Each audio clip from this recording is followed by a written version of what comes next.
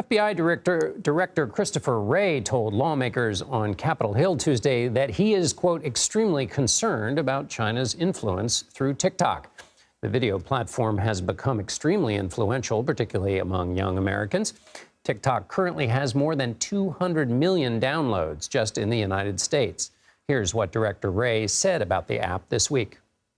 We do have national security concerns, at least from the FBI's end, about TikTok. They include the possibility that the Chinese government could use it to control data collection on millions of users or control the recommendation algorithm, which could be used for influence operations if they so chose, or to control software on millions of devices, which gives the opportunity to potentially technically compromise personal devices. So there's a number of concerns there.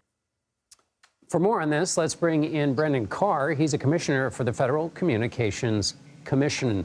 Commissioner Carr, we just heard from Director Wray about TikTok. You have called TikTok digital fentanyl. What is it that makes it so insidious? Yeah, these were very significant comments coming from FBI Director Wray. In fact, I think this is the first extensive public comments we've seen from an administration official about TikTok. And this comes after a couple months of building concerns, bipartisan concerns about TikTok. My concern comes from the fact that a lot of people look at this application, they think it's, well, just a fun platform for sharing videos or dance memes.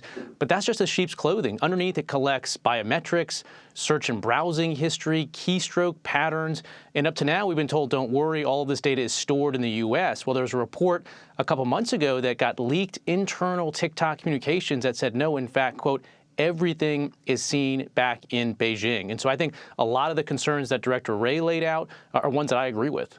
So help our audience understand, because as you say, people look at dog videos and they watch dancing and it's all very amusing. What happens if their data is in, I mean, and some of them might just say, who cares if people know that I'm watching, dachshunds in the dishwasher?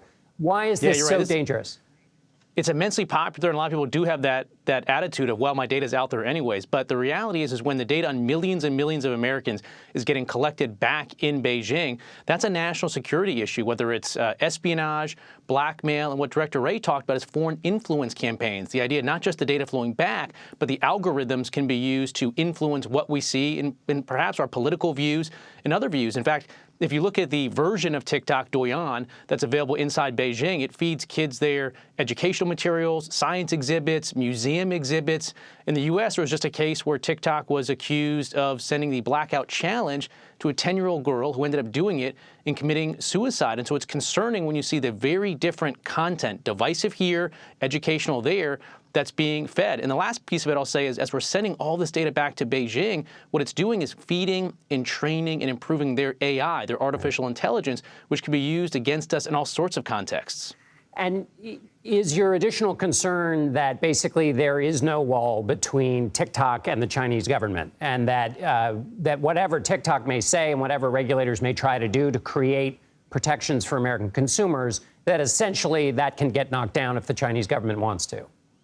That's right. The FCC, we deal with these types of issues all the time with entities we regulate directly, like Huawei, ZTE, China Mobile. And we look at these companies, and once these data flows back into Beijing, there's no limit. In fact, there's national security law in Beijing that requires entities there to do the bidding of the CCP. So that's a real big threat.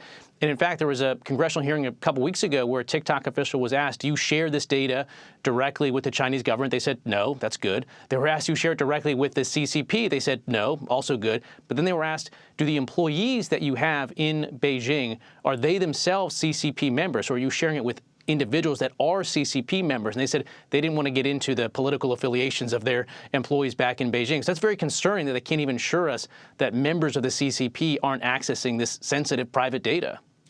So the Trump administration tried to block, at least I think it was, news signups to TikTok. That didn't go anywhere. Why was that? Remind us why that was. And if I can add to that question, what kind of resistance have you seen, or do you think there will be, among all of the users and companies, even like CBS News, that use TikTok and use it to reach younger audiences? Yeah, there was an effort at the end of the Trump administration through an executive order to effectively divest or acquire the sale of TikTok. Part of that was blocked through a court action, and then Biden replaced that with a new executive order that called for a broader review, not just of TikTok, but all apps with ties potentially back to communist China. And right now where things stand is the Treasury Department has a process called CFIUS, a Committee on Foreign Investment, that is looking closely at TikTok itself. There's a New York Times report a couple weeks ago that said they've reached a preliminary deal with TikTok about data flows, but there's been leaks since then saying that the number 2 at DOJ has concerns that that preliminary deal isn't tough enough. And I think when you pair that up with Director Wray's comments from this week, I think you're seeing some concern inside the Biden administration. I think it's going to be hard for them to end that CFIUS process, which we're expecting any time now, and continue to allow TikTok to operate, given the FBI's concerns that they're now taking public. All right, FCC Commissioner Brendan Carr, thanks so much for being with us. Thanks.